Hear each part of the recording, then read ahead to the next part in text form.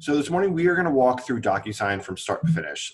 Basically everything that you will need to know to start a transaction, send documents to clients for review and signature, and uploading them for compliance. Now there's still a lot more to know about DocuSign, so I do have supplemental trainings that I'll have later on. But as we're going through the training this morning, please interrupt me if you have any questions.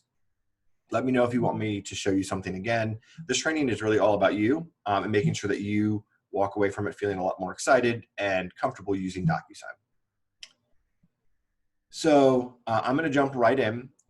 So I'm going to get started in Command. So before you ever do anything in DocuSign, you need to create an opportunity in Command. So I've gone ahead and I've started an opportunity for time's sake. So I'm going to navigate to that opportunity. So on the left-hand side, I'm going to click on the hand shaking icon, which is opportunities. And then I like to go up to all opportunities to find the list of opportunities. It's just faster for me than clicking through my sales pipeline. So I'm going to click all opportunities.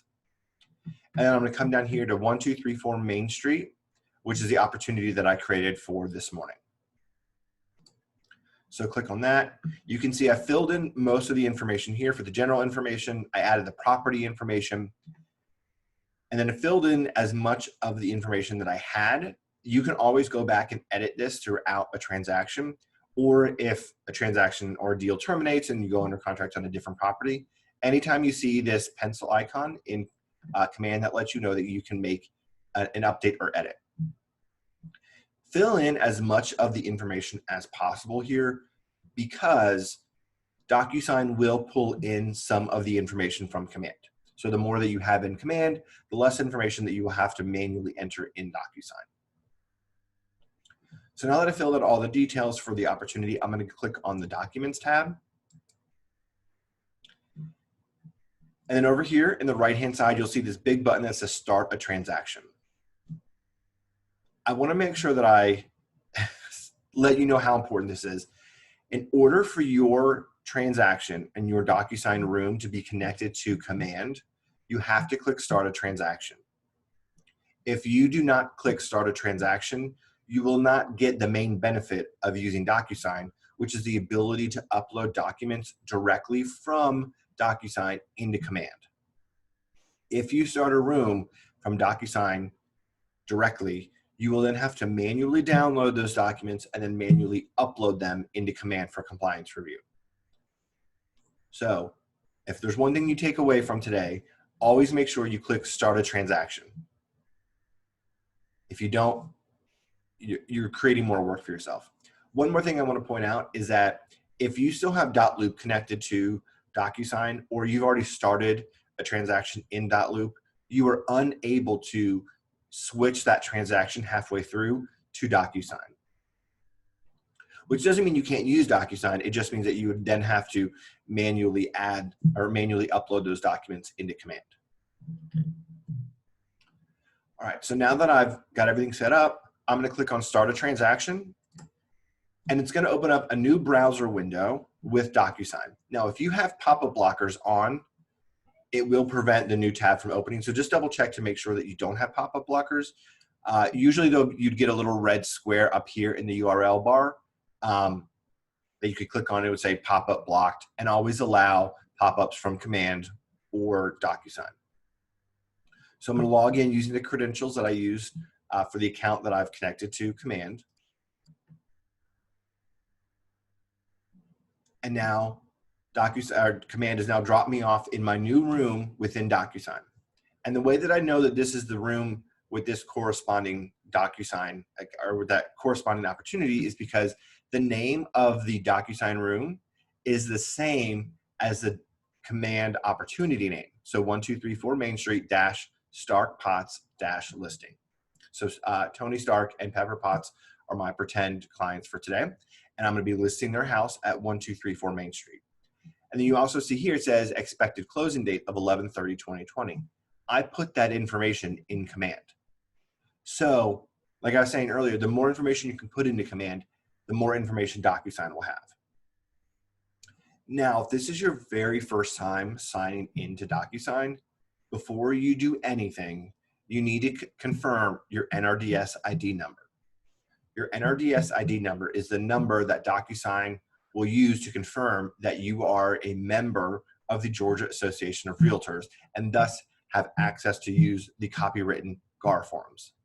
If you do not confirm your NRDS ID number, you will not have access to those GAR forms and you will not be able to write a contract or buyer brokerage agreement or listing agreement in DocuSign. There are two ways that you can confirm your NRDS ID number. The first is from right here within the Documents tab of DocuSign, and then the other is in Preferences. So I'm going to show you how to do both, but since we're right here in the Documents tab, I'm just going to go ahead and show you how to do this one first. So if this is your first time and you only have to do it one time, first time in DocuSign, come up here to the top right-hand corner where it says Add, click on that, and then select DocuSign Forms. You will then get these icons of the Realtor icon and then the Northwest Multiple Listing Service. Click on the Realtor icon. And then here it's going to ask for your 9-digit NRDS ID number. I'm going to guess that you probably don't know that number. I've only met 2 agents that do. So what you can do to look up your NRDS ID number is click on the Find Your NRDS link right here. And this will open up a new browser window that you can then search for your NRDS ID number. And you can use a combination of your last name, email, and real estate license number to look that up. So I'm going to use my last name and license number just because I can't remember which email I used when I set up my account with the Atlanta Realtor Association. So I'm going to look at my last name and then my license number, click Submit. And now it shows me my 9-digit NRDS ID number. So I'll just copy this, right mouse click, copy. And I'm going to close this tab. You can click return, but it doesn't actually do anything. So I'm going to close the tab. Then I'm going to paste that 9-digit number there. It automatically has my last name input there. And now I have to select the association that I'm a part of, which is the Georgia Association of Realtors.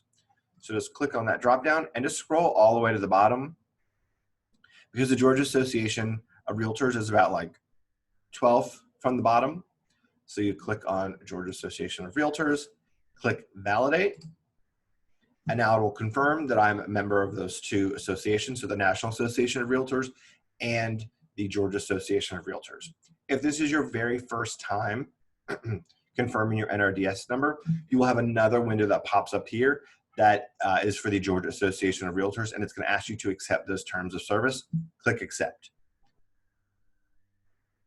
Once you have accepted, and you'll see this pop-up window, and now you have access to the Georgia Association of Realtors GAR forms. So that's way number 1 that you can confirm your NRDS ID number.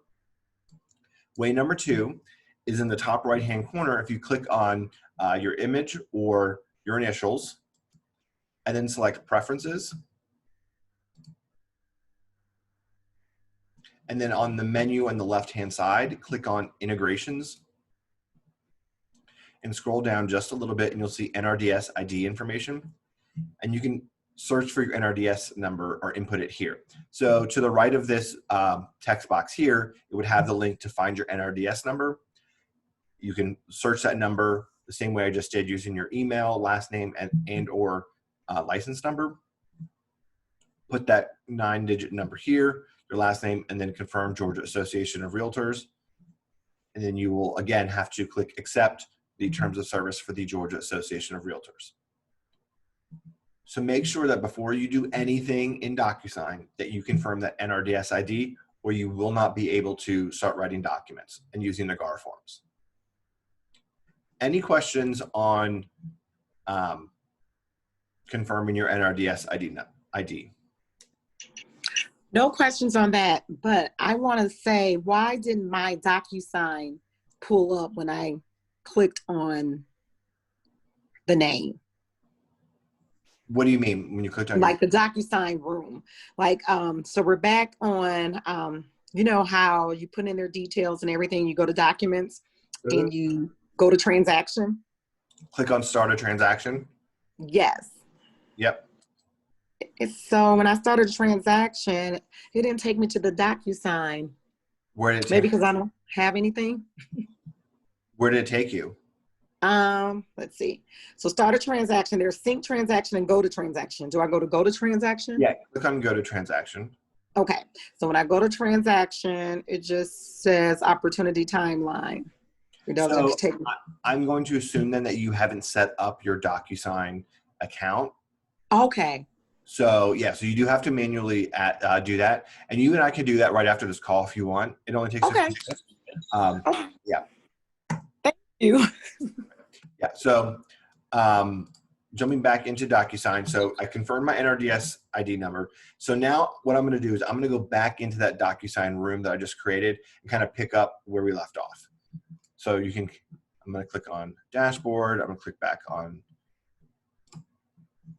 1234 Main Street. Okay, so now I'm back in the Documents tab of my room within DocuSign.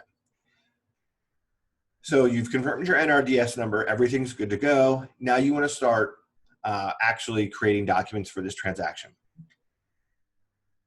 Before you start adding documents and adding your listing agreement or your buyer brokerage agreement and those disclosures and everything, go to the Details tab of the room.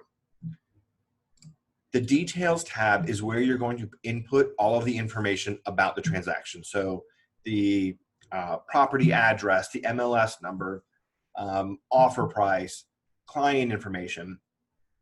And this is the information that's going to auto-populate your GAR forms when you go to fill them out.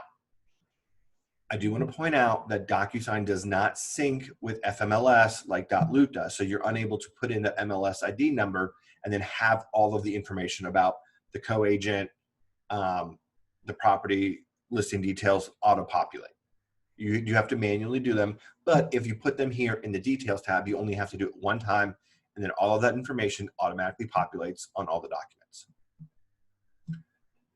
The way that this Details page is set up, it's kind of broken into two pieces of information.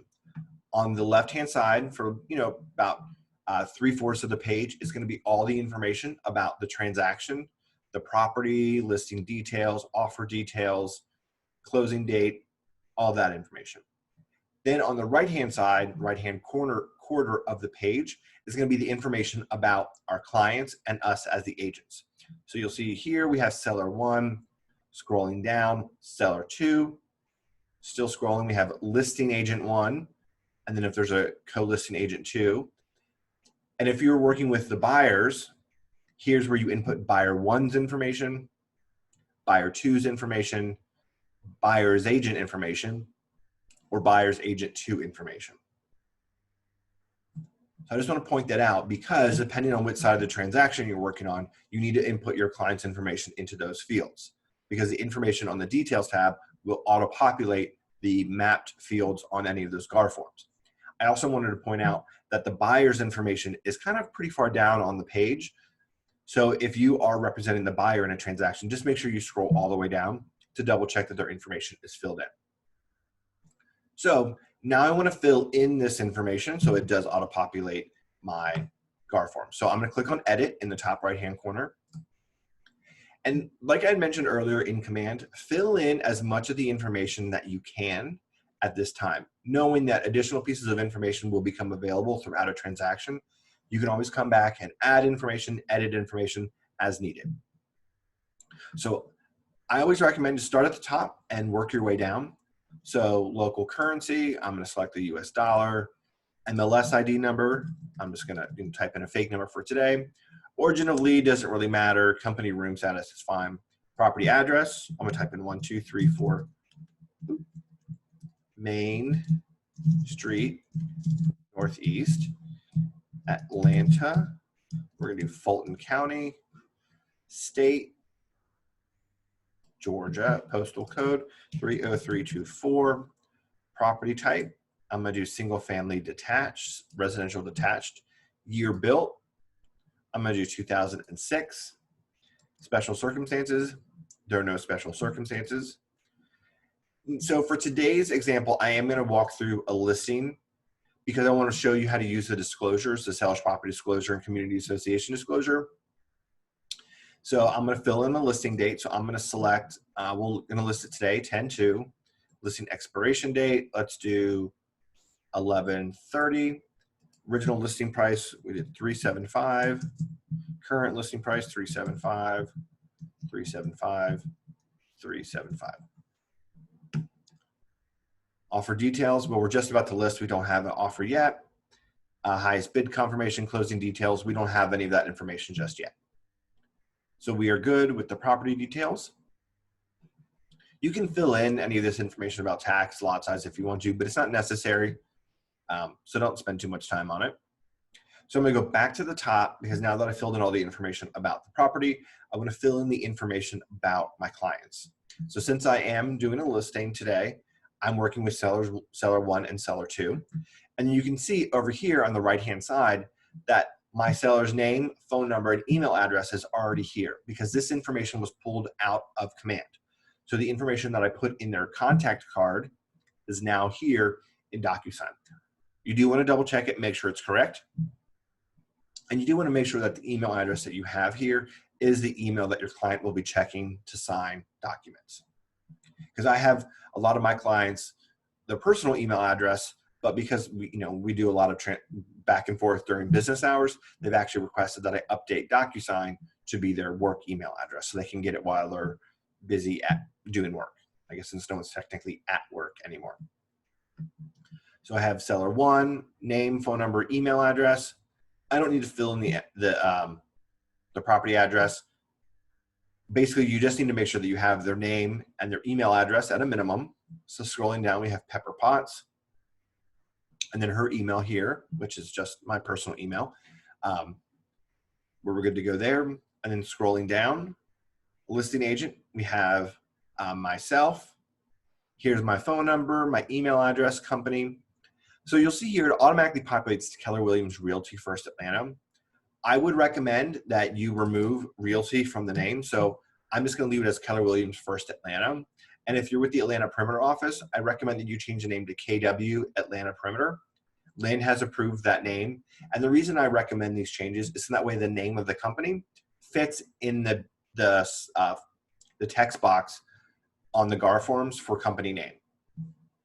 Keller Williams Realty First Atlanta and Keller Williams Realty Atlanta Perimeter is too long and it ends up covering text, so it doesn't look that great. So I recommend that you edit it here.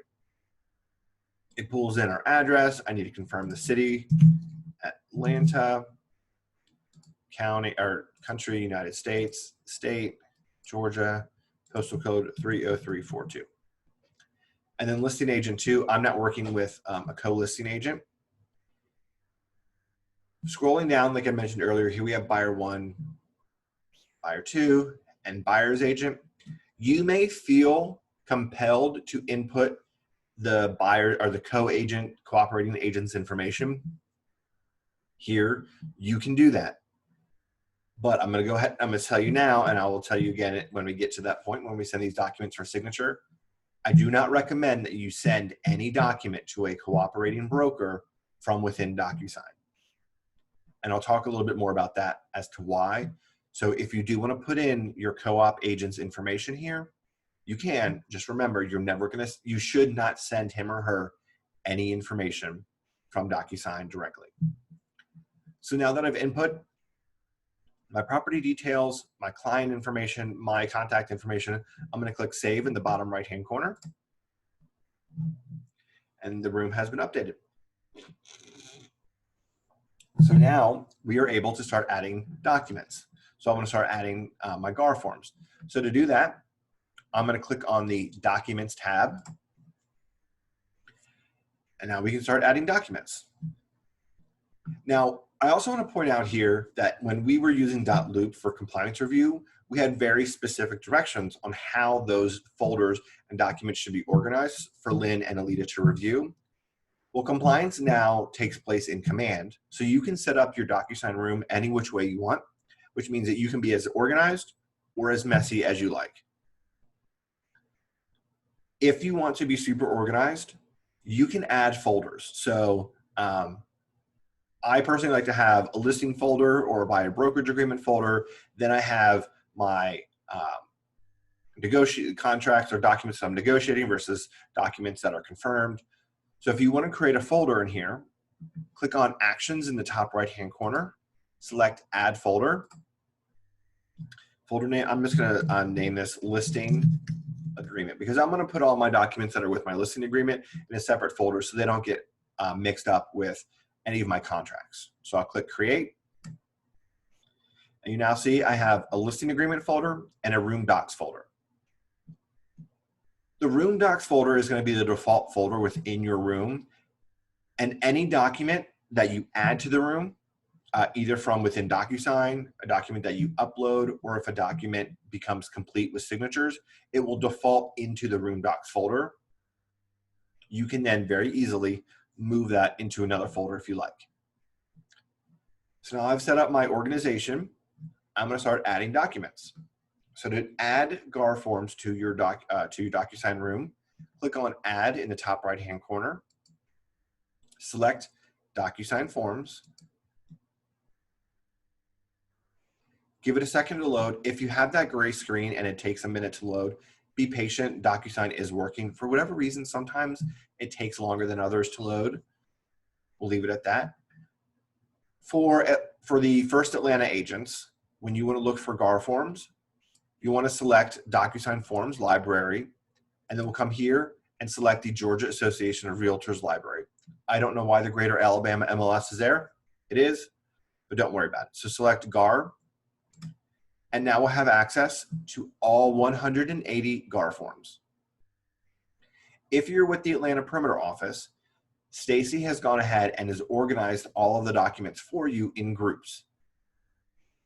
So if you want to find your documents, you would click on DocuSign Forms Group.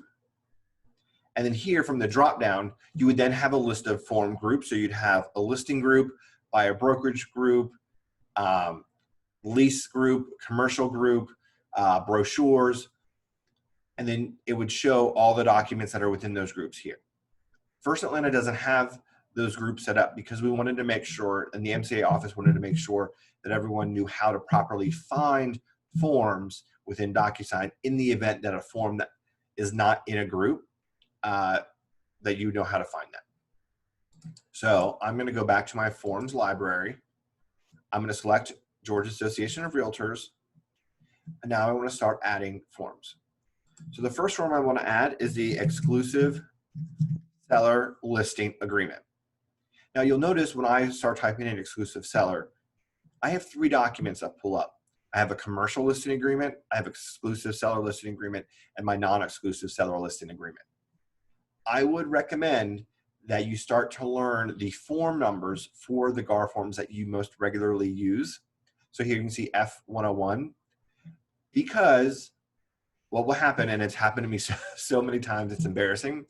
You're in a hurry, you're in a multiple office situation, you're trying to get your documents together as quickly as possible, and then you end up pulling in the wrong document.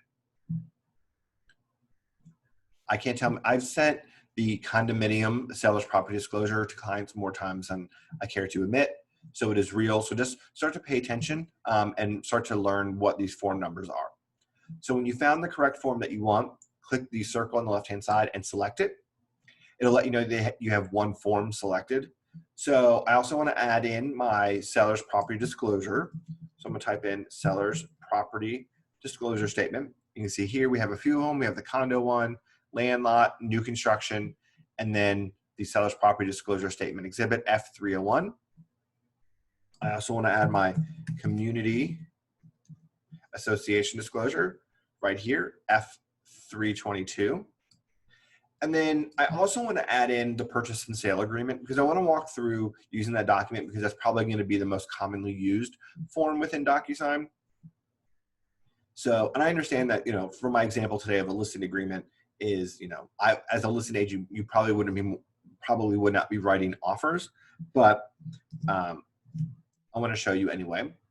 So I searched F201, and when I do that, the purchase and sale agreement pulls up, so I can select that. Now it says 4 forms selected, so it lets me know exactly the number of forms that's going to add to my room. So I'm going to click Add.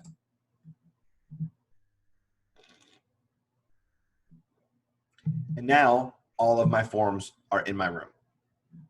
But as I mentioned, they're all in the Room Docs folder because everything will default into that Room Docs folder.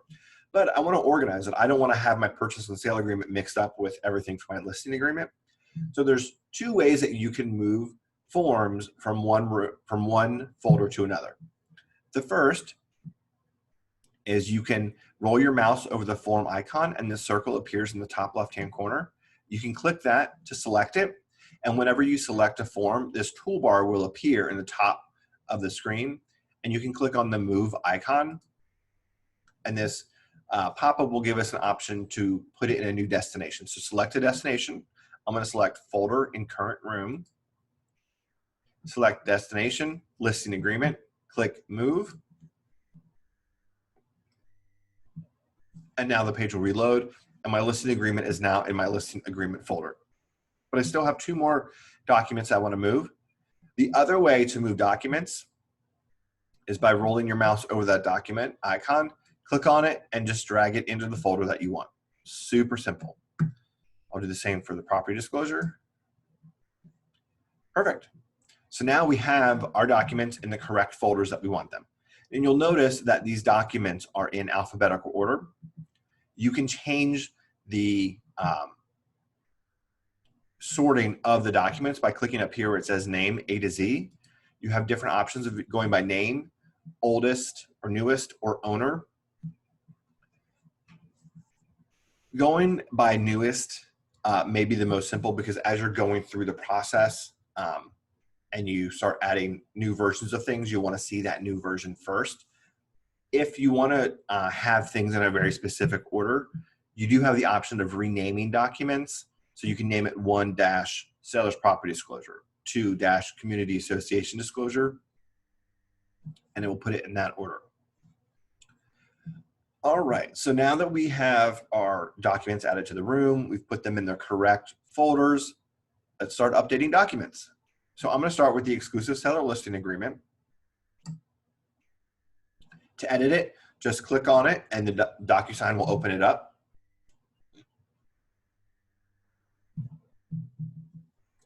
And it's going to be very similar to .loop, where you just kind of start at the top of the document, work your way down, filling in the correct information. And you'll see here, DocuSign has pulled in the information about my listing, the property address, from the Details tab. Now, one thing I want to point out here, and I'll make this point again, if you edit or delete any of the information that has been added from a pre-filled in details from the Details tab, it will edit or delete that information from the Details tab, thus editing or deleting that information on every subsequent document in your folder or in your room. So make sure that if you do change any of those preloaded fields on a form, that you're updating it correctly because it will adjust the information on every single document. All right, so now let's fill in the information. So we have our property address in there correctly, tax parcel ID. You could pull that out of Realist or from the tax forms.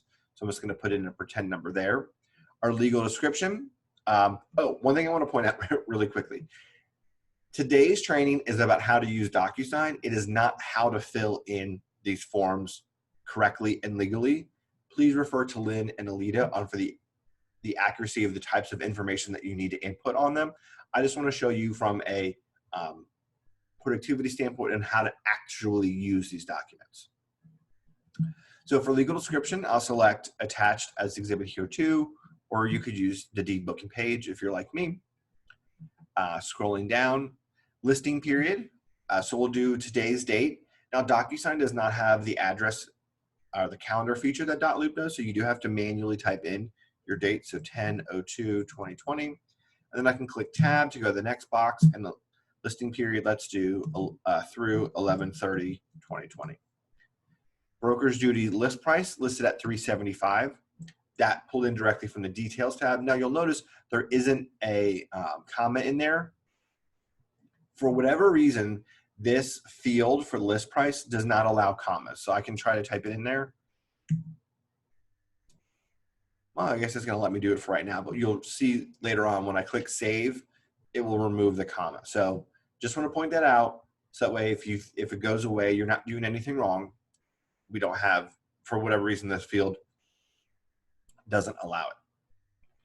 All right, so scrolling down to negotiation, the seller does authorize the agent to negotiate. For marketing, we're going to do FMLS, Georgia MLS, and KWLS. Commission, seller agrees to pay, I negotiated 6%, and I'm going to share half of that with my cooperating broker. So the selling agent gets 3%. Protected period, negotiated 90 days. I'm an independent contractor. Brokerage and agency, we do not have dual agency or sub agency. So you can see it's very easy to go through here. You just fill in the information, click all the boxes. Pretty simple. So I'm going to scroll down, see if there's any additional information here. No special circumstances. Still scrolling and scrolling.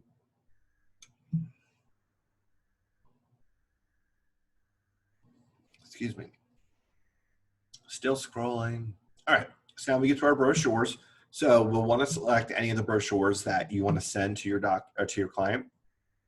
All of the brochures have been uploaded into DocuSign. So I'll send the ABCs of agency. I don't need to worry about lead-based paint because this was built in 2006. The mold pamphlet, EPA, and protect yourself when selling a home. So I'll be sure to send all of these brochures to my client.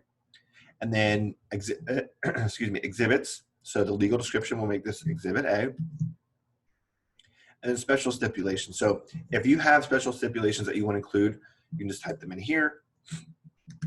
Type in special steps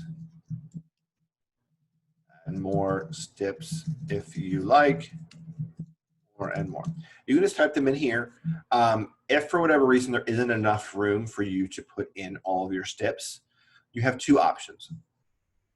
The first is you can click on additional special stipulations are attached, and then you can add that document to the room.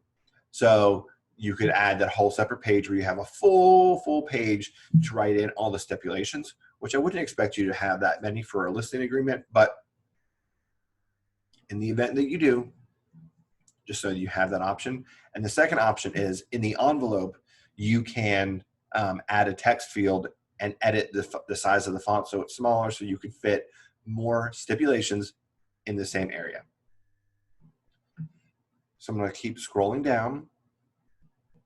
Perfect. We have our clients' names and email addresses added there. Scrolling down, here's my information. It's not completely filled in, so I do need to fill in the missing information. MLS office code, so this is KWFA01, brokerage firm license number H33313. Now, Hutch at the region is having conversations with DocuSign for them to have all this information auto-populate every time. They are not real estate agents, so they don't necessarily understand how these documents work when they are adding the text fields. So the goal is to have these fields auto-populate with this information so you don't have to manually type it in every single time. But fill in all of the missing fields. Licensee phone number, fax number. I always just use the office fax number for myself. Atlanta, our license number 379844, and I'm a member of the Atlanta board. Perfect. So now that I'm done, I'm going to click Save and Close. You can either click Save and Close at the bottom here or in the top right-hand corner. And it's that easy. So we filled out our the listing agreement. Now we need to get the seller's property disclosure statement ready for our seller. So I'm going to open that.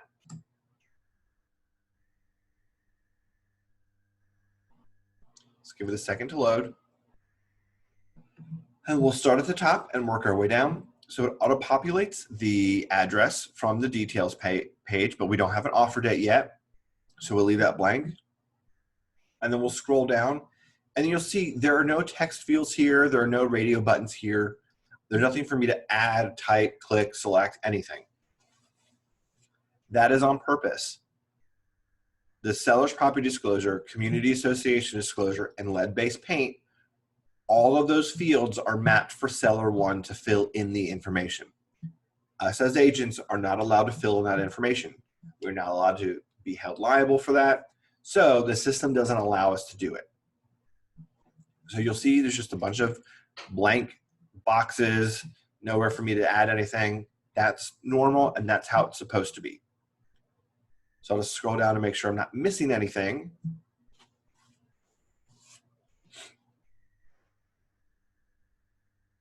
All right, and it adds our clients' names. So we are good to go. That's all you have to do to the seller's property disclosure. Just double check the information. Click Save and Close.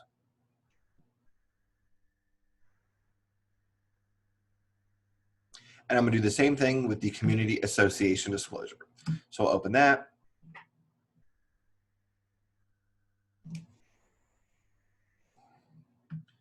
Again, we don't have our exhibit yet because we don't have a contract. Offer date, we don't have that. We have our property address. And then again, very similar to the seller's property disclosure, I'm unable to select anything. There's no text boxes. I can't fill anything in here. This is all for seller one to fill in once you send this document out for signature. So we're good to go. I'm going to click Save and Close.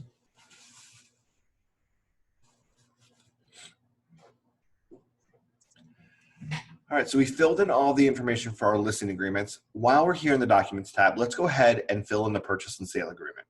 Now, I understand this is going to be outside of the normal responsibility of a listing agent, but because it's going to be such a heavily used document, I want to make sure that you see how to use it, how to fill in the information, and you're comfortable with it, because I never want DocuSign or any bit of technology to get in between you and submitting a client or an offer for your client. So I'm going to open up the purchase and sale agreement.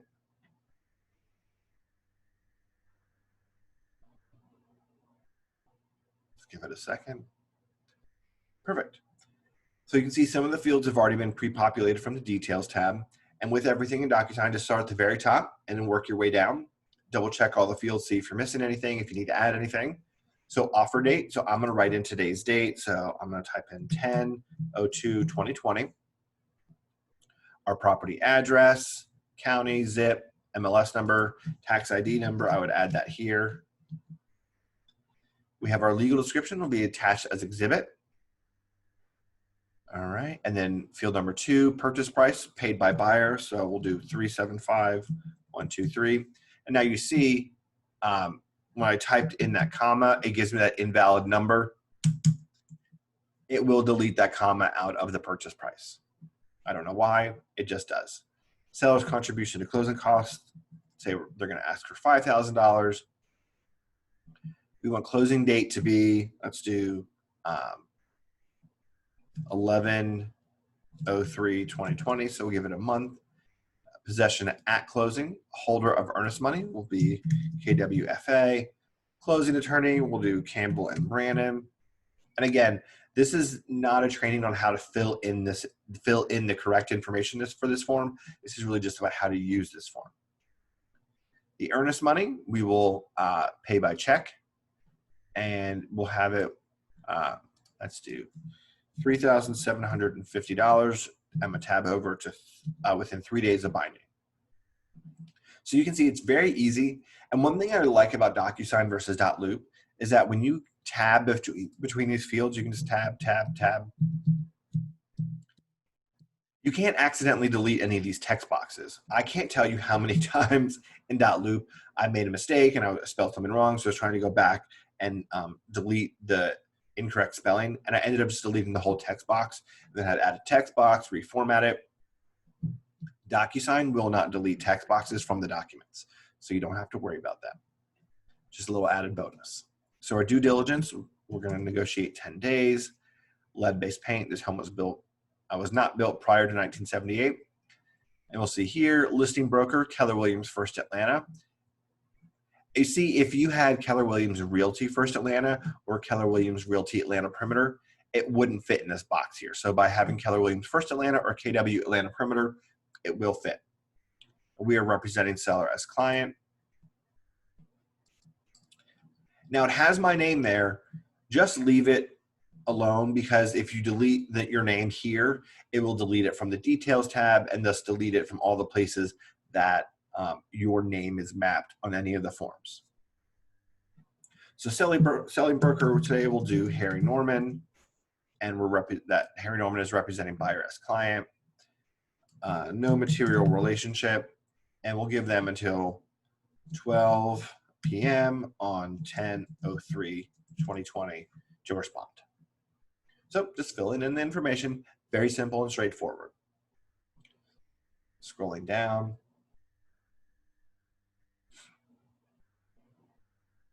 Still scrolling. All right, so now we get to our exhibits.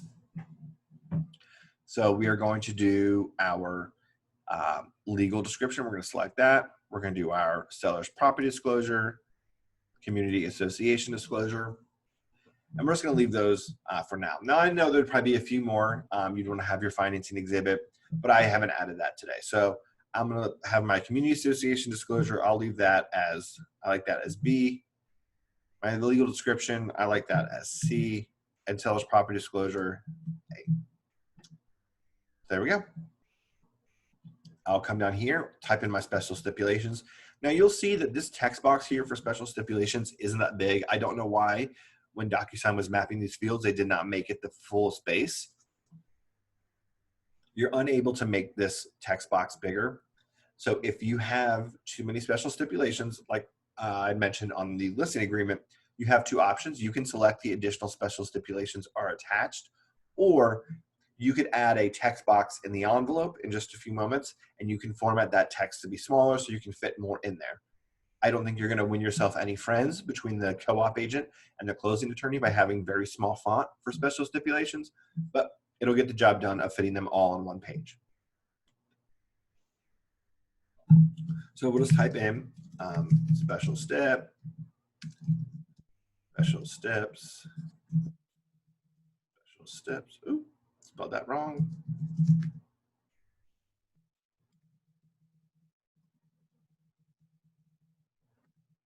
All right, so we're good to go. I'll show you when we get in the envelope how to add that text box so you know. So scrolling down, see here we have our client's name and our client's email addresses.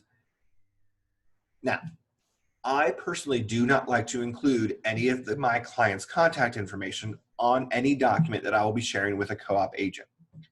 I'm sure that 9 times out of 10, a co-op agent will respect my relationship with my clients. However, in the event that I'm working with someone or a co-op agent that doesn't necessarily respect that relationship, I don't want to give him or her the opportunity to reach out to my clients directly. So in .loop, I would have deleted the email out of this field. However, like I mentioned before, if you edit or delete information out of a pre-populated field that is mapped to the details page, it will edit or delete that information from the details page and thus from the room entirely. So if you delete the email address here, when we go to the envelope to send these documents for signature, there won't be an email address associated with either one of your contacts. So what I will do when we are in the envelope, I will show you how you can hide your client's email addresses so you don't have to delete it here, so it won't affect the envelope, but it will still protect their privacy when you send this out for signature. So scrolling down, we just want to double check all of our information and fill in all the missing boxes. So real estate license number, fax number,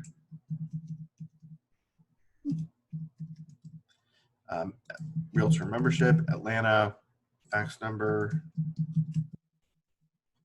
MLS office code, and license number. Now, if you wanted to, you could go through here and fill in the co-op agent's information. If you had added it in the details tab, it'll automatically populate here. But I just want to point out again, do not send any documents through DocuSign to a co-op agent. Now, if you're in a multiple offer situation, I would recommend that you fill in, your co-op agent's information, because you're going to make it more easy for him or her, less work for him or her to have to do, and it will help your offer. But once you're good and you filled in all the information, click Save and Close.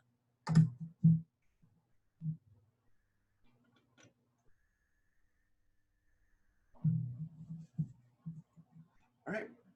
So now we are ready to send these documents for signature. The way you send documents for signature in DocuSign is through an envelope. And the way Michael New explained it to me, and I really like this analogy, so I like to share it with you, is think of an envelope in DocuSign like a manila envelope on your desk. Let's say you have all printed hard copies of your documents, you've organized them, you've put tabs on them, and then you want to store them safely before you give them to your clients for signature. You would put them in a manila envelope. Then when you see your clients, you would hand them that manila envelope and say, please sign these documents, and it would send those documents for signature. So think of an envelope here as the same thing. There are two ways that you can create an envelope in DocuSign. So as I mentioned earlier, if you roll your mouse over any of the documents and you select it in the top left-hand corner, this toolbar will appear at the top, and it has a bunch of different icons on it. The first way to create an envelope is by clicking this DocuSign icon. That will then create an envelope with all of the documents that you've selected added to it. That will come in handy when you are deep in your transaction and you have a ton of documents in your room. You'll want to just select the specific documents that you're working on to send, and it would be a lot easier to do it this way. The other way to create an envelope is by clicking on the Envelopes tab, and then in the top right-hand corner, click New, and now it's going to create an envelope for us. So like everything in DocuSign and Command, I always recommend to start at the top, and we'll work our way down. So we'll start with the envelope name. I recommend that you give this a name that you're going to help. It's going to help you remember what's in this envelope. You are going to send numerous envelopes throughout a transaction. You could end up maybe sending 100+ envelopes in a single DocuSign room. That's fine. There's no limit on the number of envelopes that you can send, but just make sure that you name them something that you can remember. And this naming convention here is for your eyes only. It won't be shared with the client. However, name it something that would be appropriate for your client in the event that somehow they do see it. So I'm going to name this 1234 Main Street Northeast exclusive seller listing agreement and purchase and sale. I'm just going to use abbreviations to keep it simple and quick today. So once you've given your envelope a name, we're going to scroll down and we're going to add documents to that envelope.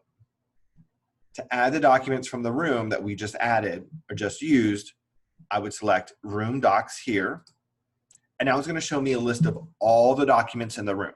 Now today, I've only added 4 documents to the room, so it's pretty simple.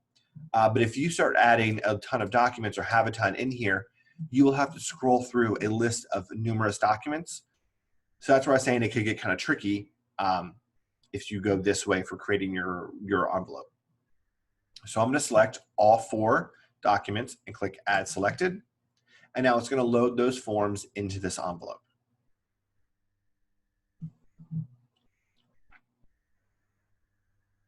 Now you'll notice I'm missing my affiliated marketing disclosure and my buyer brokerage, affiliated marketing and wire fraud prevention notice. If you're an agent with First Atlanta, those documents are added here in the envelope through a template. There are no fields on either one of those documents to edit, so it is most simple to just add it as a template so that way it doesn't get confused with any of the GAR forms you do have to edit in the room. So if you want to add those disclosures, click on the Use a Template button here, and then I'm going to select Shared with Me.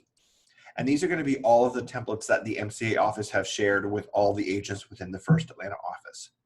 If you are with the Atlanta Perimeter office, Stacy has added the disclosures to the Documents tab, so you can add them at the same time that you would add your listing agreement or purchase and sale agreement.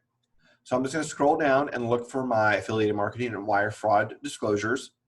So you'll see here I have a buyer-affiliated marketing and buyer-wire fraud. And then I'll scroll down and you'll see I have a seller affiliated marketing and a seller wire fraud prevention. They are the same documents. However, based on permissions for signature, you need to select the correct version of this document based on which side of the transaction that you are working. So for today, I'm working on a listing agreement, which means I'm working with the sellers. So I'm going to select the seller version of these documents. If you accidentally select the wrong version of these documents, your clients will not have any place to sign, or they won't have any signature fields associated with them to sign. So just make sure, double check that you correct you add the correct version. Also, you'll see here we have our pay at close notice, notice of closing, withdrawal notice. So there's a handful of other documents in here that you may need at various times of a transaction. So I've selected my seller versions of the affiliated marketing and wire fraud prevention notice. I'm going to click add selected.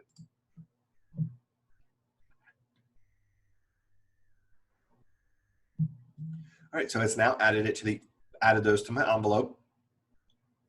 Now you'll notice that these documents are in alphabetical order of when they were added to the room. Well, I want them to be in a very specific order. I want my clients to sign my listing agreement, then the seller's property disclosure, then community association disclosure, and wire fraud and affiliated marketing before ever signing a purchase and sale agreement. You can reorganize the order of your documents here at this portion of the envelope. But I do want to point out, you're unable to reorganize these documents once you go to the next screen. So if you want them in a specific order, you have to do it now and here. The way to do that is to roll your mouse over a document, click on it, and then drag it into the position that you want. So we'll start with our listing agreement. Then I want to have my seller's property disclosure agreement. Then we'll do wire fraud. And then I want my affiliated marketing. All right, there we go. So we have listing agreement, property disclosure, community association, wire fraud, affiliated marketing, and then purchase and sale. So now I have all of my documents in the correct order that I want to do.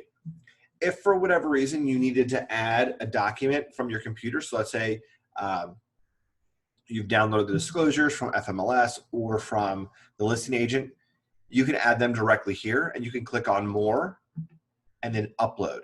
And then that would give you the ability to upload documents from your computer to your envelope. So now that we've added documents to our envelope, we're going to add recipients. Recipients are going to be the people that receive an email to sign the documents. When you were adding recipients, click on this button here, and you'll have three options. Always select pre-tagged roles if that is an option. I'm going to repeat that. Always select pre-tagged roles if that is an option. And the reason it is so important that you select pre-tagged roles is because all of the fields that require an initial or a signature or any input of information are all mapped to the pre-tagged roles of seller 1, seller 2, or buyer 1, buyer 2. And if you do not select the pre-tagged roles, those signature fields and initial fields will not auto-populate with your client's information, and then you will then have to manually add a signature field, an initial field, and input information field on every single document. And I can promise you, you don't want to do that. So make sure that you always select pre-tagged roles. If you don't, you're going to create a lot of extra work for yourself. And I'll say 9 out of 10 calls that I get for DocuSign is from someone that accidentally selected room participants or email address, and they didn't understand why their client signature fields were not on the document.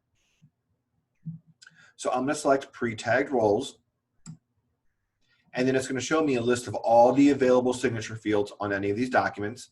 But today I'm working as the listing agent with seller 1 and seller 2. So I'm going to select seller 1 here, and then from the drop-down menu, I'm going to select my seller 1's name, which is Tony Stark. Now you'll want to confirm with your clients who you want to be listed as seller 1 versus seller 2, because seller 1 will be the person that's responsible for filling in the information on the disclosures. So for today, I'm going to select Tony Stark. For seller 2, I'm going to select Pepper Potts. Now you'll see here, it shows affiliated marketing disclosure form First Atlanta. This is more or less, oh goodness gracious, this is not what I wanted. All right, I'm going to come up here, to seller 1 where it's spelled out and seller 2 where it's spelled out. And then I'm going to select Tony Stark and Pepper Potts. Now, the reason you see Seller 1 and Seller 2 down here is because when the MCA office was adding these documents, they typed in Seller 1 with the number 1 versus spelling out 1 or 2 versus how DocuSign does it. But I'll show you how to get around that in just a minute. Then I'm going to select Listing Agent, which I'm going to select myself. And you will more than likely be in the system twice. Once as the agent owner of the room, and then once as the listing agent that you added to the details page. So I'm going to select myself. It doesn't matter which one you select. It's going to have the same information. So then click Add Selected. And it's going to slowly add each one of those recipients. All right. So there's a fair amount of information corresponding with each one of these recipients. So let's walk through what, what each of it means. On the left-hand side of the recipient box fields, there's these boxes that each have a number 1. Those numbers correspond to the order in which someone will be signing these documents. It will default to number 1 for every single time. And what that means is that every single person will have the ability to review and sign these documents at the same time. However, for this, I don't recommend that because I want Tony to be able to fill in the information on the seller's property disclosure and community association disclosure first, and then have Pepper Potts come in so she can review it and then sign those fields. Then I wanted to send it to me because I can make the listing agreement binding when I sign it. So I'm going to reorder these signers. So I'm going to make Pepper Potts. She's going to be signer number 2. So just update that number in the field, and it's going to reorder the recipients, and then I'm going to update myself to signer number 3. So now I have the correct order of Tony, then Pepper, then myself. If you do put your clients in a specific order like this, you're going to want to give them a heads up and say, hey, Tony, you need to make sure that you fill in all this information and you sign these documents quickly, because without your signature, they will not go to Pepper, and then they will not go to me, and then we won't be able to get your house listed on time, or we will miss going under contract. So be mindful of how long it takes you to sign. All right, and then you see here it has our clients' names and email addresses. This is what's pulled in from the Details tab. Within each one of the recipient boxes, we have a drop-down menu, and it's going to default to Needs to Sign, but we can change the role and responsibility of that client from Needs to Sign to Needs to View, Receives a Copy, or Specify Recipient. Receives a copy would just mean that they would receive a copy once everyone signs it. Probably the most common use of this would be if after you go binding, you want to include your closing attorney or your lender, so that way they'll automatically receive a copy of all the documents for the contract. However, you'll want to make sure that you share or give a heads up to those people and say, hey, we're about to go binding. I've already copied you on the DocuSign room, so when you get those documents, let me know. Make sure that if you're going to do that, that you have that level of trust with your lender. I personally would recommend that you just download them to your computer and send them as an email directly to them. But if you want to do that, you can set them up to receive a copy. If they just need to view, they don't have to sign it. They don't have any input on it. You can add that here. But 9 times out of 10, you'll need them to sign. And then to the right of that, we have a More dropdown. So I'm going to click on that. And the first option is to add an access authentication code. If your clients are worried about e-signature and worried that maybe their email is going to get hacked, and then all of a sudden they're going to go under contract for a house that they may not want, and they're concerned about it, we can add an additional layer of security by adding an access code that only your client would know that he or she would have to fill in before being able to sign it. So to do that, I'm going to click Add Access Authentication, and it's going to give me the ability to type in a code here. So I'm just going to type in 1, 2, 3, 4, 5. And if I were to leave this here, I would give Tony a call and say, hey, Tony, you're about to get a DocuSign request from me. It's going to ask you for a special code, and you need to type in 1, 2, 3, 4, 5. And then once you do that, DocuSign will give you the ability to review and sign those documents. but only you will have that code, so no one that hacks into your email can sign these documents on your behalf. I don't necessarily want to use this today, so I'm going to click discard. And then our other option is to add a private message. This is if you want to write a message that will go to only this recipient. So for Tony, today, he's going to be the one that's responsible for filling in the disclosure information. So I'm going to write him a quick note that says, "Hi, Tony, please remember to fill in the info on the disclosures before signing. Thank you, Nick." Because I just want him to have a quick refresher. Like, oh yeah, he needs to fill that in. So we're good to go here with recipients. We've put them in the correct order. We've added our pre-tagged roles. Remember that, pre-tagged roles. We put them in the correct order. We've given them the right signing responsibilities, and I've added a private message for Tony. So I'm going to scroll down. And here we have our email message to our clients. The default subject line will be "Please DocuSign," which I recommend that you leave there just so that way your clients know that this is a DocuSign email that they will have something to do for. And then add more detailed, so 1234 Main Street Northeast, exclusive seller listing agreement, and purchase and sale. And then I'll write, "Hi, Tony and Pepper, please review and sign documents. Thank you, Nick." You could write something out a little bit more elaborate, but for time, I'm just going to keep it short today. So once you have done all this, you've created your envelope, you've given it a name, you've added all the documents that you want to be included for signature, and you've put them in the correct order that you want them signed in. You've then added your recipients from pre-tagged roles, put them in the correct signing order, and given them the right responsibilities, and you've written your message. You can then click next in the top right-hand corner. This is going to take us to the page where we can confirm all the signature pages, all the signatures are added correctly, and put in any additional potentially missing information. So I'm going to click next.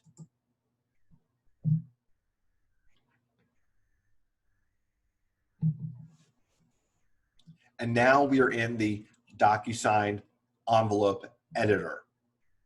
There's a lot of information on this page, so I'm going to walk through the layout before we actually start making any changes. So starting in the top left-hand corner, you have this go back arrow.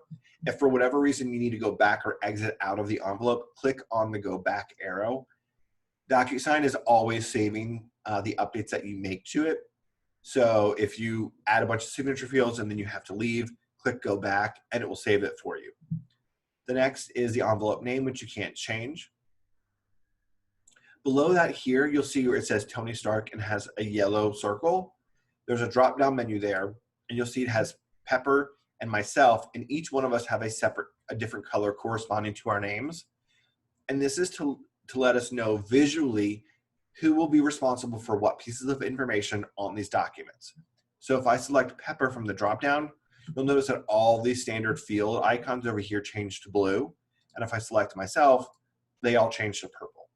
And that's so that way I can more easily see as I'm going through these documents anywhere that's assigned to Tony, Pepper, or myself. Below here, we have a bunch of standard fields. So it's going to be our signature fields, initial fields, date signed fields, text fields that you can add to a document.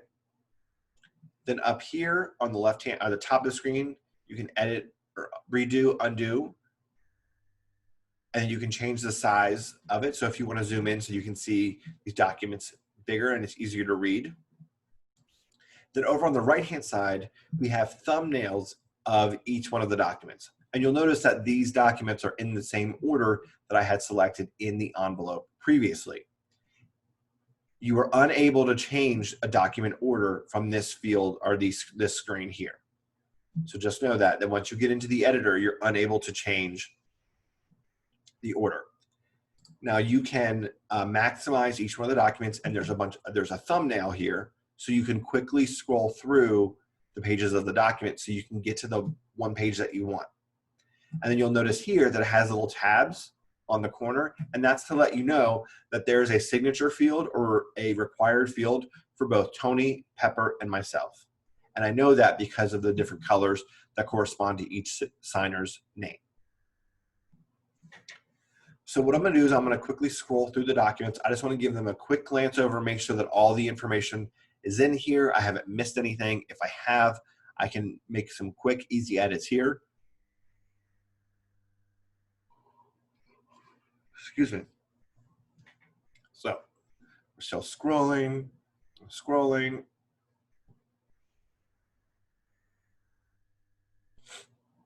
Scrolling, scrolling, scrolling. There's our special stipulations. I'm not able to edit it. Everything in here will be considered a PDF. So scrolling down, we have our signer 1, Tony, and date signed, signer 2, Pepper, and date signed. Perfect. Then we have listing agent, my signature, and date signed here with all this information filled out. Perfect. Now, since I've set myself up to be the third and final signer, I can make this document binding, the listing agreement binding, when I sign it. You're not going to be able to do this for every single document, but in the event that you're going to be the last person signing and that would make the document binding, you can do this. So what you can do is you can come over here. So I'm select yourself from the drop-down menu. So I'm selecting Nick. All the icons are purple, so I know that they're corresponding to me. And then I can come over here and I can click on text box, and I can add a text box here where I would type in the date and time that we go corresponding. So I have my little text box there because we're going to go binding at 12 o'clock, and then I'll click right mouse click. I can click copy and then paste, and it'll it'll paste an identical text box. So I can just move that over here, and then I can add a date signed field right here. And this way, the system will automatically add the date that I signed this document. So one thing that's really cool about DocuSign is once everybody signs it, the system automatically sends out signed copies to everybody that is included on that document, which means once I'm finished signing it, I can make this document binding by adding the date and time. And then when DocuSign sends it out for notice, that will be a binding listing agreement. It just kind of saves you a step and a little bit of time when you were sending out a bunch of documents. All right, so we're going to scroll down. Again, you'll see here, it's filled in the information. Now, one thing I want to notice is that you see all these little boxes and buttons, those are all highlighted yellow. So if I come over here to Tony, that lets me know that all of these text boxes and radio buttons are mapped to Tony. So when he goes to sign these documents, he will have access to edit these fields, which means he can type in the information or click the yes and no buttons. That being said, you'll notice that they are just lightly highlighted yellow, but they are not yellow through and through, which means if I click on this text box and then the menu appears on the right-hand side that allows me to edit that field, you'll notice that it's not a required field. And what that means is that the system will allow Tony to sign this document without filling in information here and still be considered complete.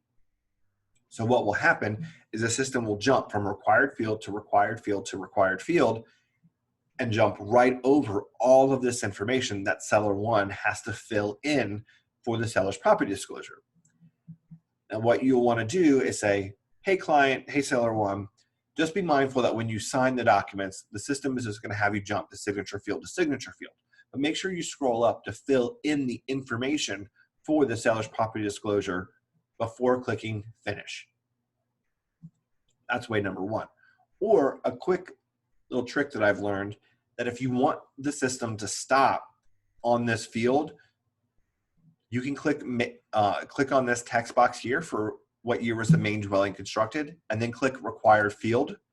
And now you'll see that text box is filled in yellow, and this will let the system know it needs to stop at this text field, and the seller must fill in the date for this piece of information.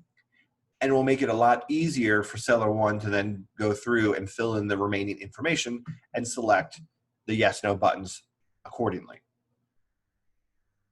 But just make this one text box required because you don't know what information he or she will fill in or need to fill in. So just select this one here. All right, so scrolling down, we'll still see that all these fields are mapped yellow to Tony. So there's a lot of information for Tony to fill in. We're still scrolling, scrolling, scrolling, perfect. Now we have a signature field and date signed, signature field and date signed. Perfect, good to go. Still scrolling, community association disclosure. Again, this same thing here. You'll see that all these are mapped yellow to Tony, but none of them are required. So what you could do here is the same thing, is by making this text box here the name of the association, click on it, and then select required field. Now it'll fill in that text box to yellow, and the system will stop at this box here and make sure that Tony fills in the name of the association before it allows him to move on to sign any more fields or fill in any more information. So I'm gonna scroll down, just double check and make sure everything is still mapped to Tony. Everything is looking good. We have our initial fields there. Perfect, good to go. All right, so now we have our wire fraud prevention. Now it has our signature fields, but for whatever reason, it always moves the signature box down. So I'm just gonna move those boxes up, and then we are good to go. We have Tony and Pepper, and it's gonna add their full name there. And I'll scroll down to affiliated marketing. Now for whatever reason, this field got mapped incorrectly. So I'm gonna manually add their signature fields here. So I'm gonna click on Tony, it's yellow, and then add signature. And then I'm gonna click date signed, and I'm gonna add that field right here. And then I'll select Pepper from the dropdown, select signature, and then I'm gonna add date signed. Perfect. And those are required, so it'll make sure that both those sellers sign this. And then we'll scroll down to this purchase and sale agreement. Again, we'll want to give it a quick once over just to make sure that all the information was filled in, all the boxes were checked correctly. Oh, it looks like it didn't add Harry Norman here, selling broker. Fine, that's okay, we can easily fix that. So I'm gonna come here to select myself, and I'm gonna add a text box. I'm gonna format that text box to fit. And then I'm just gonna start typing Harry Norman. Now, I don't need this text box to stop for me when I fill it or when I'm signing. So I'm gonna click on it, and I'm gonna uncheck the required box, and I'm gonna make it read only. And the reason I wanna make this read only is because I want this piece of information to show up when everybody signs. And by making it read only, it adds it to the document as a PDF, so everyone will sign and see it when they sign. So we have our time limit of offer, our initials. Still scrolling, scrolling, scrolling, scrolling. So much scrolling. All right, so now we've gotten to our exhibits. Let's say you get here and you're like, oh crap, I totally forgot to select my financing contingency. I want to add that here. So I can come over here and I can add a checkbox. So I can click on this checkbox icon, and let's add it to my conventional loan exhibit. I'll just move that checkbox right there. And I want to go ahead, I want to make sure that it's checked. So I can come to checkbox values and click the box here. And now it will be a checkbox, and I can also select read only, and that will ensure that everyone can see this checkbox when they sign.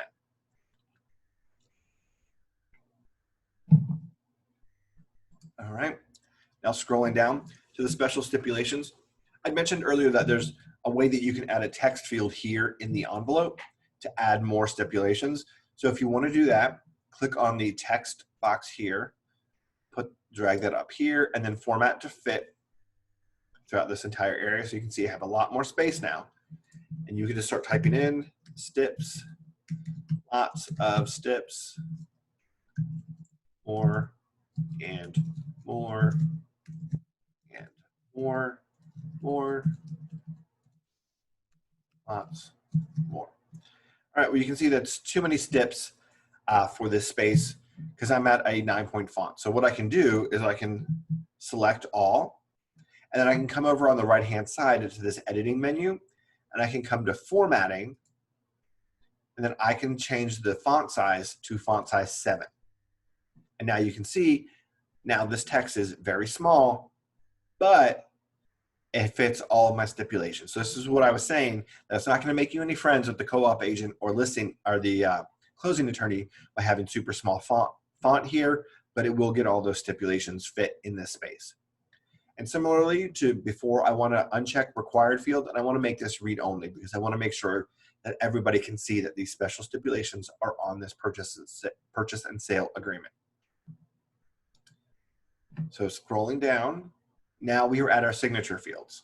So we have our signatures for seller 1, seller 2, and this is what I was telling you earlier where do not delete the email address. I'll show you how you can hide it. So if you want to hide your client's email address from any document that you're going to share with a co-op agent, the way to do that is on the left-hand side. Click on the pen icon that's labeled Markup Tools, select Line, and then you'll add a line directly over your client's email address. Now it's going to make it a red line, but we can edit that. So we can come over here to the menu on the right-hand side, click Color, select Black, and then Thickness. Just go ahead and make this 10, so the maximum thickness. And then we can just click on it and move it down a bit. Perfect. And now it hides our client's email address so that co-op agent will never be able to see his email address. And we'll do the same thing for Pepper. So I'm going to right mouse click on it and click Copy. I'm going to click Paste. And I can drag this black bar down to cover up Pepper's email address. Perfect. Scrolling down, here's my signature, my date signed, and we are good to go. So everything for our signature fields looks great. We've added our special steps. We've had to add a signature field that was missing. So you always do want to double check to make sure that they're all there. Now, before we send for signature, we can click on a recipient preview. So I'm going to click on recipient preview in the top right-hand corner. And what this will do is will allow you to look at all of the signature fields that are required from a desktop version, a iPad version of the documents, or a mobile version. So if you are in a multiple offer situation and your clients need to sign really quickly and they're out at dinner, you can say, hey, I just sent you these DocuSign forms. You can pull them up on your phone and sign them. It's going to be really difficult to read, but I do need you to sign them ASAP so we can get this offer in and be competitive. So I'm going to click back on desktop. And then in the top left-hand corner, you can view this document as what it'll be like for Tony versus Pepper and yourself. And you click Start, and it'll just kind of go through all of the different places where you're going to have to sign or they'll have to sign. And once you've double-checked this and everything looks good, you can click on the X in the top right-hand corner to exit out of the recipient preview. And then I'm going to click on Send to send these documents out for signature.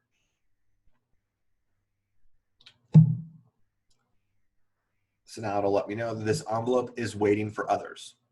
So now I'm going to open up my email so I can sign as each one of these people this morning. So let me open up my email, Gmail. And then I'm going to come over here. I'm going to open up KWFA Tech email. Then I also want to open up my personal email. Perfect. Okay. So let me delete these because these are old. So you'll see here, I have an email from Nicholas Core via DocuSign. Please DocuSign 1234 Main Street. I'm going to click on that. I'm going to scroll down. You'll see here's a private message. Hi, Tony. Please remember to fill in the info on the disclosures before signing. Then there's my message to both people. So I'll click Review Documents. And this is me signing as Tony first. So I'm going to click Agree to use electronic records and signatures. Continue. Then I'm going to click Start. And it's just going to jump to the signature field. So it's not going to be easy for your clients to review. Now they can scroll up if they want to read everything. And then click Sign.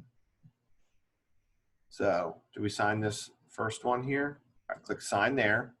It's going to ask them to confirm their signature. Click Adopt and Sign. And now, remember I added making this first field on the seller's property disclosure required. So I'm going to have to type in 2006 before it lets me move on. But because now that I'm here on this part of the page, it's much easier for me to go ahead and just start typing in those boxes. So you're gonna make it a lot more simple for your client. So I'm just gonna go through here really quickly and just like click a bunch of buttons so that you can see what it looks like when Pepper signs second. So just clicking, public, public. All right, so I'm just gonna skip through these. Then we'll come down here. Let's just check a bunch of boxes.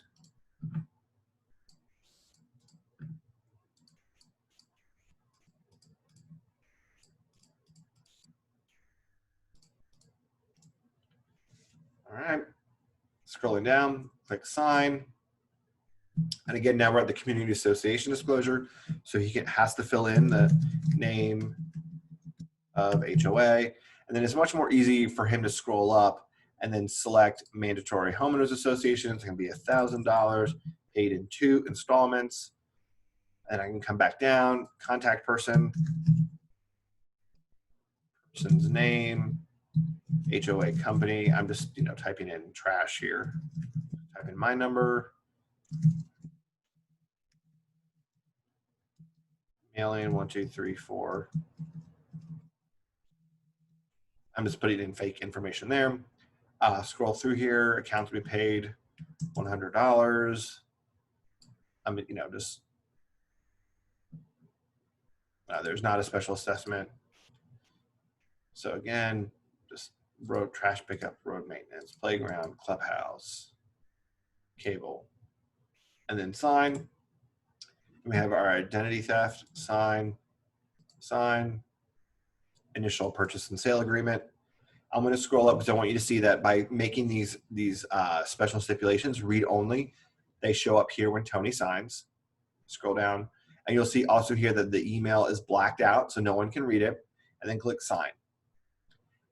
Once your clients have filled in all of the required information and signed all of the required fields, they will have to click finish. It'll either be down here at the bottom of the document or up here in the top right-hand corner.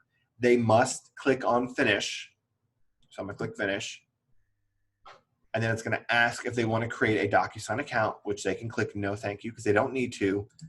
And you need to confirm with them that they see the you're all done page. They have to see this you're all done page because that is the system confirming that Tony has signed everything, and now these documents are going to go to Pepper for her review and signature. So I open up the wrong email here. So let me come back over here. Let's try nicholascore@gmail. Perfect. So now you can see that Pepper now has her email, please DocuSign. So I'm going to open up this email. I scroll down. It just has the email. It says, Tony and Pepper, please review and sign. It doesn't have that private message from that just went to Tony. Click review documents.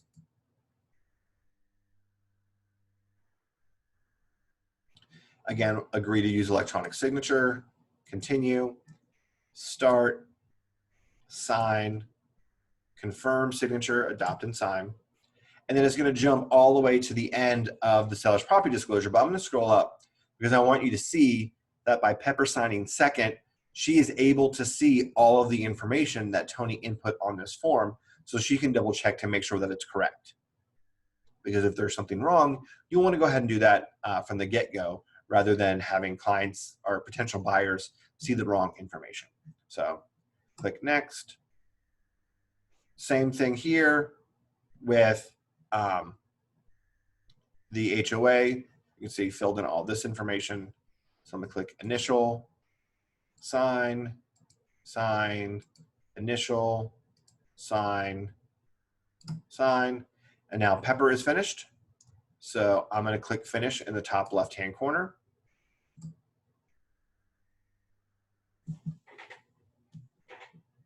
We do not want to create a account. Now Pepper has received the you're all done message. So I'm going to close out. All right, you're all done. Let me close out of here. So now I'm going to come back into my email and it now says, please DocuSign. And now it's my turn to review documents and DocuSign. So I'll click Review Documents. I'll click Continue, Start, Sign. Now remember, I set these fields to be required so I can fill in that this listing agreement will become binding. So I'm going to click 12 p.m. So I filled them in. So I click Filled In, Sign, and now I'm finished. So I click Finish.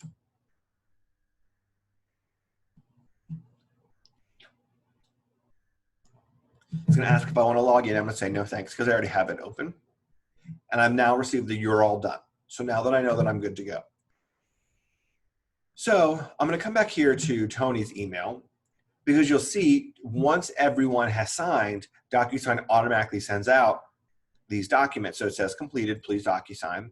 And you can scroll down and all of the signed documents are now added here. So I can just pull this up really quickly and see that here, if I scroll down, is our signed, both signed, and binding listing agreement. So now they have notice of that and it saves you one step. So now that everyone is signed, I'm going to go back into DocuSign.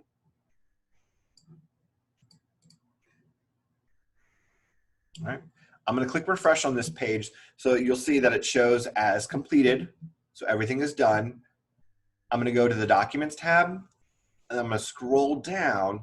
And remember I said that the Room Docs folder is the default folder for any document that is uploaded or added or a signed document. So it dumps all the signed copies here. And you'll see that these documents have a green icon with a check mark in the bottom right-hand corner of the document icon. That lets you know that that's the signed PDF version of those documents. But I want to reorganize them. I want to put my listed agreements back into my listed agreements folder. So I'm going to select all of the documents that go along with my, with my listing agreement. Select those. I'm going to click Move, select Destination, Folder in Current Room, Listing Agreement, Move. Perfect. So now I have all my documents that are with my listing agreement organized, and then all my documents that are with my purchase and sale down here. Now I want to show you a couple quick tricks before we go. I know we're right at time here, but if you can hang on for a few more minutes, I want to show you some additional tricks within DocuSign. So let's say you want to combine all of these documents into one document to send over to your clients and say, hey, here's everything for your listing agreement. You can do that within DocuSign. If you roll your mouse over the document icon, you can select it. So you'll want to select all the documents that you want to include, and then come up here to the toolbar, and there's an option called Combine. So click on Combine, and then we'll be able to give this a name. So I'm going to name it 1234 Main Street Northeast Signed Listing Agreement. Now, they're not in the correct order, so if you want to put them in the right order, just click on the name of the document and drag it into the position that you want it. So we have listing agreement, then seller's property description, seller's property disclosure, then community association, affiliated marketing, and then click Save. DocuSign will reload, and then I'll scroll down here to the Room Docs folder because it's going to default into the Room Docs folder, and I can just drag that up into the listing agreement folder, and now I have my new combined document with 20 pages, so that way everything is in one place for my sellers.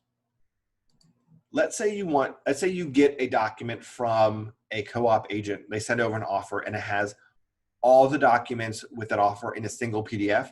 That's also fine. You can upload that into your room by clicking Add and then upload it from your computer. Then you would open that document up, and I'm just going to use this one that I created here as an example. So you would open up that document that you received, and then up here in the top right-hand corner, you'd click on this icon that says Document Actions. It's the icon of a piece of paper with the corner dog-eared. Click on that, and then select Split. And it's going to pull up quick little thumbnails of the documents. So you can see what each one of them is. If you roll your mouse over, it'll zoom in. And let's say we're just going to give this a new name. So we'll select the name of these documents and the pages that we want to split. So we'll name this exclusive seller listing agreement, and we'll do pages 1 through 8. And it highlights it, so it lets me know. Now I want to add another document, so I'll select add a document, and I'll make this document seller's property disclosure, and this will be pages 9 through 15. 9 through 15. It highlights it to confirm. Then I'll add the community association disclosure, and we'll make this 16, 17, and 18. 16 through 18, perfect. Then we'll add the affiliated marketing disclosure. This will be page 19. And then the wire fraud prevention notice. This will be page 20. So this is how you split it up, and then click save.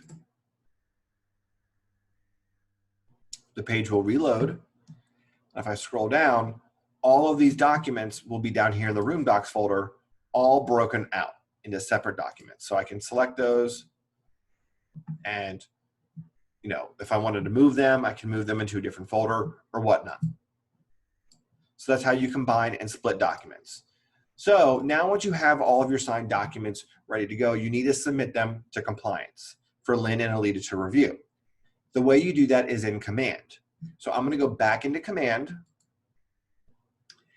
Because I clicked Start a Transaction, I have synced and linked my opportunity in Command to my room in DocuSign. So now I can start attaching files automatically from DocuSign. And the way you're going to do that, well, there's a couple different ways. The first way is you can click on Add a File. So here's the listing agreement. So I want to add the listing agreement. I can click Add a File, select Source of Documents, DocuSign. And now it's connecting with DocuSign, and it's going to pull up a list of all the documents, excuse me, all the documents that I have in that folder. Now, since I did create folders, I could select the listing agreement folder, and I can come down here, and I would come to the exclusive seller listing agreement -signed. Now, it's going to show every single document that you have in that room, so be sure that you don't incorrectly select the unsigned version. So I'll select signed, and then click Assign. And now it has loaded that document into DocuSign. But we have a lot of documents to attach here. So we can attach multiple files at once. Click Attach Multiple Files. Right here. Source of Documents, DocuSign. And then we'll be able to come down here. So for Community Association Disclosure, click on this box, and then I'll scroll down to Listing Agreement, and I'm going to select Community Association Disclosure -signed. Seller's Property Disclosure, do the same thing, just scroll down. Seller's Property Disclosure Statement, signed. Rawls Group Affiliated Marketing Disclosure, do the same thing. Affiliated Marketing Disclosure, signed. And then Rawls Group Wire Fraud. I will select Wire Fraud Prevention Notice, signed, and click Attach. And it'll automatically add those documents. Let's say you want to add a document that doesn't have a pre-populated field here. You can click on Add Item. You can type in the name of the document, additional document, document type. It doesn't really matter what you select for the document type. It's not going to affect compliance review. So I'll just do Addendum. And then Source of Documents, DocuSign. And I'm just going to select a document here. I'll just do this one, Assign Listing Agreement, click Save. And is now add that additional document down here. Once you have attached all of your documents, now you need to submit them to compliance for review. The way you do that is by clicking this button here that says Submit to MC. That means you are submitting it to the Market Center for review.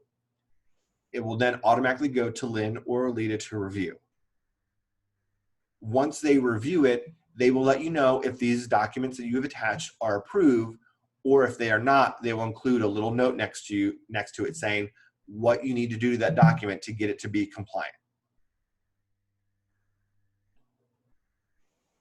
So that is the DocuSign training for this morning. We just went through a ton of information very quickly. What questions do you have? What would you want to see again? Nick, you did very good. So I found out what happened. I was not on my laptop, and so when I went on my laptop, I was following along with you. So it did connect. So DocuSign. Yes, so I'm so happy, excited about that. So I guess on my iPad it wasn't connected. I don't know, but that was weird. So I think I'm gonna watch it again. You said it's on YouTube also, but it went. You explained it very well. So I think it's just doing it.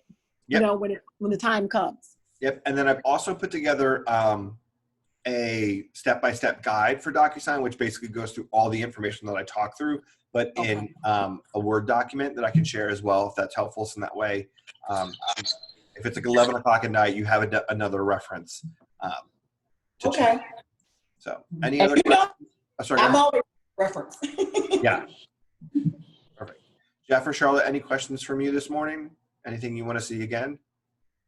No, it was good for me to see some of the things that are a little different than the last time I watched it. So it was good. Yeah. Awesome. I'm good. I could use that list though of steps. Okay, I will include that in my email that I send out this afternoon, the training update email. So look out for that from me. Okay. So Thank you. going to send our emails? Yeah. Okay. Perfect. Well, thank you guys very much, and I appreciate you being patient and staying on an extra 10 minutes to finish up. Have a great rest of your day, and as you're working in DocuSign, please do not hesitate to reach out with any questions or frustrations that you have. I'm always here to help. Thank you, Nick. Happy Friday. Thank you. Happy Friday. Thank you. Have a great weekend. Thanks, you too. Bye-bye.